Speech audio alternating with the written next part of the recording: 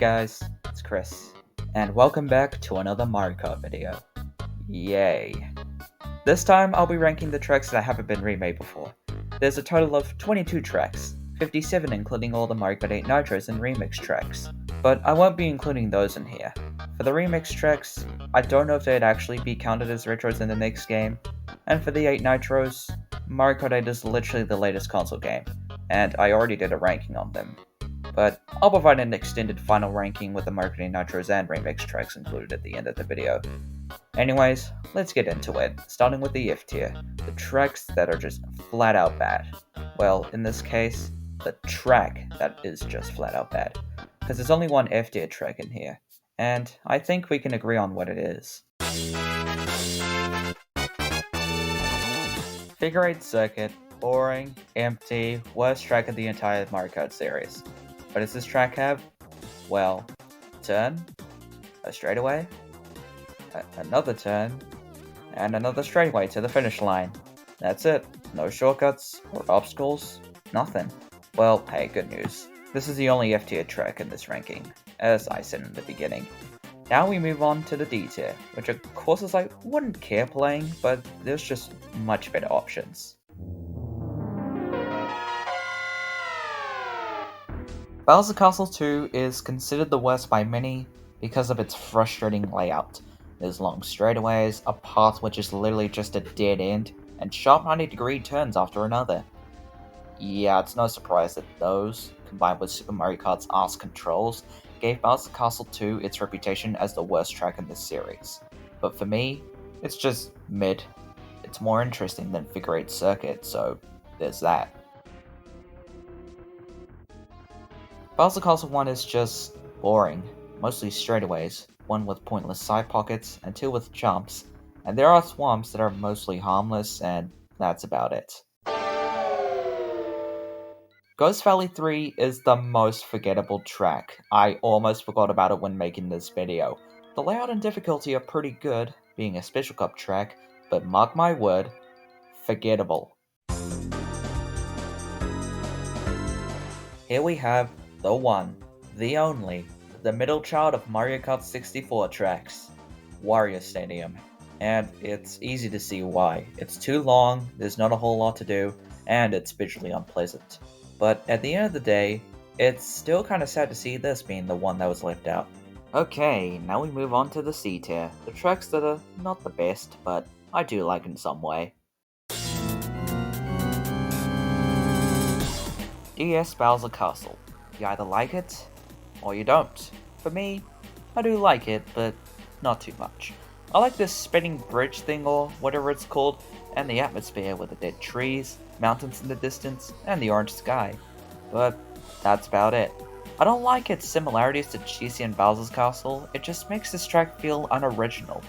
I also don't like this part with the platforms over lava. It kind of feels out of place. And the music, it's kinda weird. Yes, Rainbow Road has almost got everything going towards it.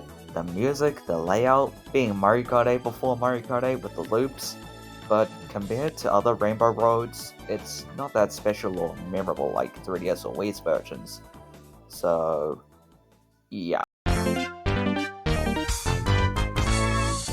I have a soft spot for Wii Luigi Circuit, being the first Mario Kart track I've ever played on the Wii, and all these years later, I'd say it's still a decent beginner track, being the worst of the Wii Nitros, which goes to show how good they are. The layout is inspired by the Monza Circuit in Italy, which I find pretty neat. The music's welcoming, the shortcuts are fairly simple, and Big Luigi. Enough said. Wii Mario Circuit, despite being another Figure 8, is quite a nice Mario Circuit actually. Goombas, Chain Chomp, nice view of Peach's Castle, sharing the same music as Luigi Circuit. It's enjoyable while it lasts, and that's all I can really say about it. Now we go into the B tier, where it gets into the actual good stuff. Cuba Beach 1 is quite relaxing actually. Sure, it's just a circle, but it's one of those simple but cozy tracks for me. It's not like every day you find yourself racing on a few sandbanks in the middle of the ocean. Sometimes, I just like that. Broken Pier is quite underrated. I don't get the hate towards it. Cause 1, it was always a broken pier, unlike how Boo Lake didn't have a lake at first and only got it in its tour remake.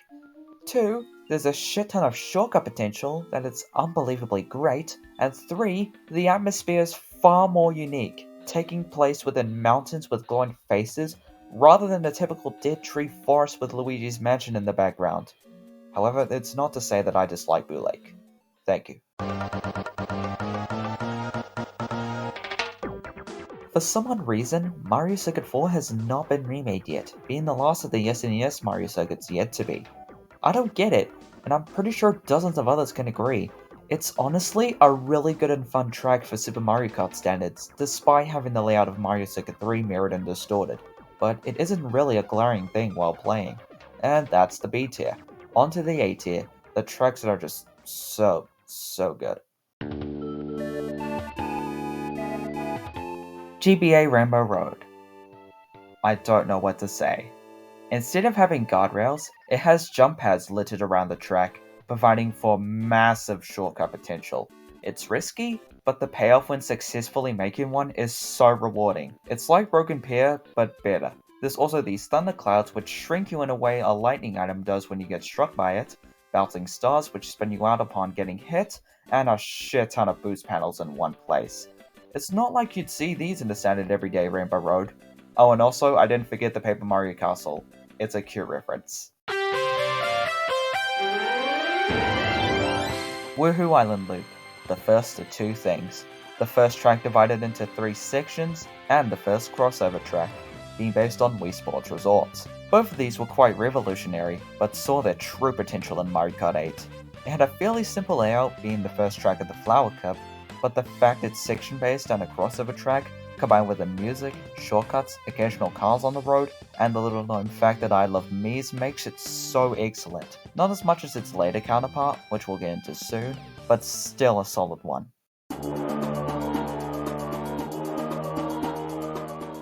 Here we have the most ominous Bowser's Castle, the GCN one. From the music, the atmosphere, the dark narrow corridors with swamps, a chamber with lava and fireballs, another chamber with fire bars, to this big Bowser boy that spits fire himself. Spoopy.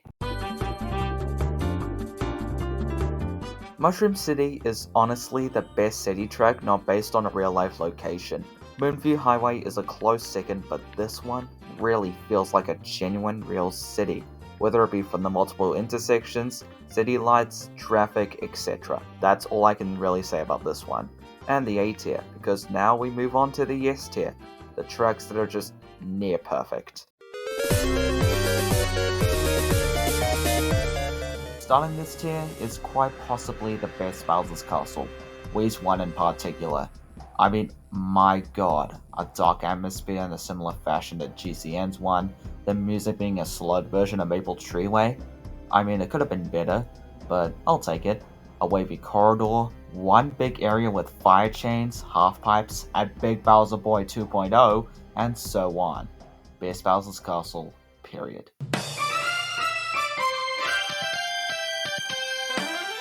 Woohoo Mountain Loop. It takes the good things about Woohoo Island Loop and adds its own things to make it even better. Here, we explore different parts of Woohoo Island, such as the beach where we start at, the Duckling Lake and Summerstone Castle, Maka Woohoo, hence its American name, and even going off this glider ramp, giving us one of the best sights in Mario Kart. Yep, this is simply astounding. How the hell has Toad's Factory not been remade yet? Even after 3/4 of the Wii tracks have been. Just how? Crushes, bulldozers, moving platforms, conveyor belts, upbeat music, the factory theming in general. Just... what? Wario Coliseum is another one with mixed opinions. People love it, people despise it, people have opinions within the middle. I can respect that, but for me, it's a solid one. This track takes place in a big metal cage within a Coliseum owned by Wario. I mean, did I really have to say that? It's in the name. And due to its sheer length, with the twists, turns, and big jumps, it's the only track in the series, not counting Mario Kart Tour, to have 2 laps. While yes, it does have a few little problems, like the track being a bit too long and mostly consisting of tight turns, I'd give them a pass because of it just being a cool concept. Piranha Pipeline earns the silver medal, taking place in a grassland canyon with wall pipes scattered around the track and being a part of it. Featuring a green pipe with half pipes around the edges providing for a janky experience, a choice between the red pipe or the blue pipe, with the red pipe containing a translucent portion with a few ramps and cobwebs upon going back to red, and the blue pipe having rushing water, a shaking pipe in between, and cobwebs as well. Both of them join back into an orange pipe, with fuzzies and an underwater portion before going back to the finish line. All of that is clever. Despite all of its greats, it was the only tool Nitro left out of the Booster Course Pass. Just wow. The only reason this track isn't number 1 is because there's just one more track I just love more. Not only are the tracks never remade, but in the entirety of Mario Kart.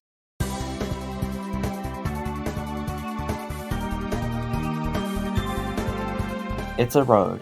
A rainbow road. A road that you go when you die. GCN Rainbow Road. It's just perfect. Down to the last minute details. Big jumps, big boost panels, big spirals, beautiful music, Mushroom City down below, hovering items, obtainable shooting stars falling on the road, and best of all, the big tube that sends you straight up. This one is just like no other, and I will always defend this gem of a course. No matter how hard you try to change my opinion, it will always remain my favorite course in Mario Kart. And yeah, that's my ranking on all 22 Mario Kart tracks that were never remade, and by extension with the Mario Kart 8 Nitros and remix tracks, like I promised. Thank you guys for watching, and I'll see you all next time. Peace and happy holidays.